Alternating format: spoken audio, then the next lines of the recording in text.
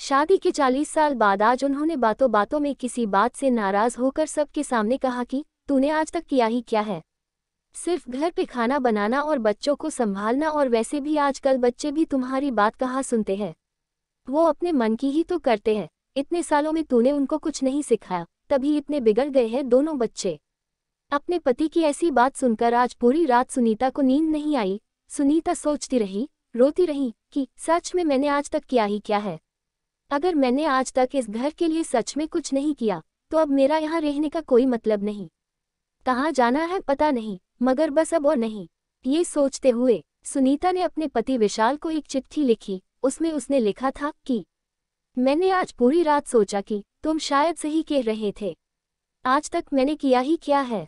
कौन हूँ मैं, क्या है मेरी पहचान। चाहती थी मैं आसमान में उड़ना, मगर उड़ने से पहले ही मेरे पंख काट दिए गए। सपना देखने से पहले ही सपना तोड़ दिया गया। बाबा ने कहा शादी की उम्र बीती जा रही है, मुझसे पूछे बिना ही मेरी शादी करवा दी गई। बाबा का तो मानो बहुत बड़ा बोझ उतर गया। ससुराल में मेरे लिए हर कोई अजनबी सा था, मगर माँ ने सिखाया था कि अब यही तुम्हारी दुनिया है, यही तेरे अपने। अब से इन सबको ही तुम अपने माँ, बाबा और भाई बहन समझना। पति तेरे लिए परमेश्वर है, इनकी कही कोई बात को मत टालना। सबको प्यार देके अपना बना लेना। माँ की बात मान के मैंने सबको अपना बनाया। मुझे क्या पसंद था और क्या नापसंद, इसके बारे में कभी सोचा ही नहीं। सुबह को आपकी कॉफ़ी और नाश्ता, बच्चों का लंच बॉक्स, बाबा की डायबिटीज़ की अलग से दवाएं, नाश्ता, माँ के घुटनों की तेल मालिश, आपका टिफ़िन, मार्केट जाना, शाम की खाने की तैयारी करना, माँ को इलाज के लिए बार बार अस्पताल ले जाना, बच्चों को पढ़ाना, उनकी शैतानी बर्दाश्त करना, आपके दोस्त मेहमान बनकर अचानक से आए तो उनके लिए खाना बनाना। बस इतना ही तो किया मैंने, और तो क्या किया। इसलिए अब मुझे कुछ और करना है। अब मैं जा रही हूँ, ये तो नहीं जानती कहाँ, मगर मुझे जाना है। पर तुम अपना ख्याल रखना। फिर सुनीता वो चिट्ठी टेबल पे रखकर चुपचाप वहाँ से चली गई।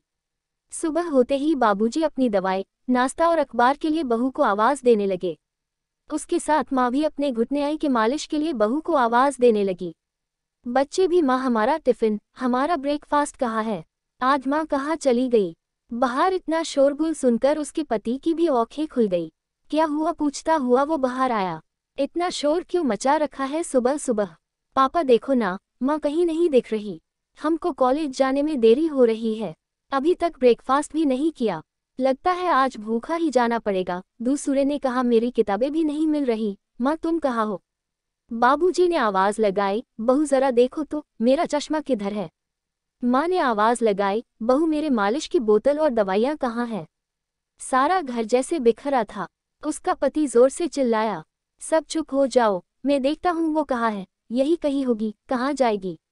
वो उसे फ़ोन करने लगा, मगर उसका फ़ोन तो कमरे में टेबल पे ही था। उसने देखा फ़ोन के पास एक चिट्ठी भी थी। उसे बड़ी अचरज हुई। उसने वो चिट्ठी खोल के पढ़ी। चिट्ठी पढ़कर ही उसे याद आया कि उसने कल शाम अपनी बीवी का कैसे अपमान किया था, वो भी सबके सामने। उसे अपनी गलती का एहसास हुआ। वो उससे माफ़ी मांगना चाहता था, मगर कैसे, उसका कोई अता पता नहीं था।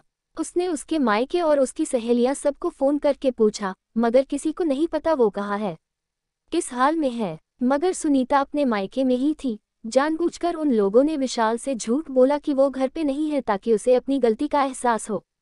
फिर 5 दिन बाद विशाल सुनीता के मायके गया, तो वहाँ सुनीता को देखकर वो खुश हो गया, और सबसे पहले विशाल ने सबके सामने सुनीता से अपनी गलती की माफ़ी मांगी और वापस घर चलने को कहा।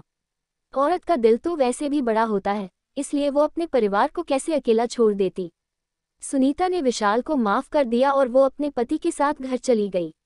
घर में सब लोग भी बहुत खुश हो गए। अब सब सुनीता को काम में मदद भी करने लगे थे। अब सारे काम का बोझ सिर्फ सुनीता पर नहीं था, तो उसे भी थोड़ा आराम मिल रहा था। बच्चे भी अपनी माँ को काम में मदद करने लगे थे और अपनी माँ का सम्मान भी करने लगे। अगर मेरी स्टोरी आपके दिल को छू गई हो तो मुझे फॉलो जरूर करें। आपका अपना दोस्त। ऐसी ही पोस्ट देखने के लिए लाइक शेयर सब्सक्राइब करें। फेसबुक नाम अमनदीप स्टोरी MK और यूट्यूब चैनल नाम अमन यूट्यूब ब्लॉगर पर। Thanks for you.